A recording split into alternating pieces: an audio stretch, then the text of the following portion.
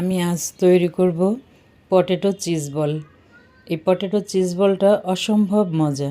এটা বিকালের স্ন্যাক্স হিসাবেই বেশি পছন্দ।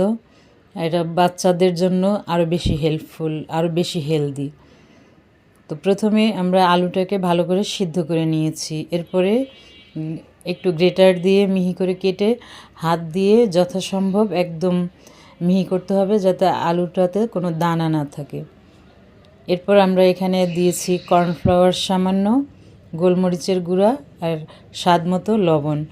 এখানে আপনারা চাইলে শুকনো মরিচের গুঁড়াও ইউজ করতে পারেন। আর এটাকে এমনভাবে মাখাতে হবে, এমনভাবে দিতে হবে যাতে এটা তেলে দিলে লিক না করে। অনেক সময় এই আলুটা একটু আঠালো কম হলে তাহলে যে চিজ দেওয়া হবে ভিতরে সেটা লিক করতে পারে। খুব সাবধানে আস্তে আস্তে বানাতে হবে।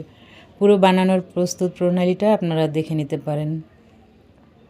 তো এভাবে আমরা আলুটাকে ভালো করে মেখে নিয়েছি মিহি করে। এখন হাতে একটু তেল মেখে তারপরে এখানে এভাবে করে ছোট ছোট টুকরো করে চিজগুলো এর মধ্যে দিয়ে দেওয়া হবে। তারপরে আপনার এখানে চাইলে আমরা গোল করেও নিতে পারি। আমি এখানে গোল করে নিয়েছি, আপনারা চাইলে একটু লম্বাটে করেও বানাতে পারেন।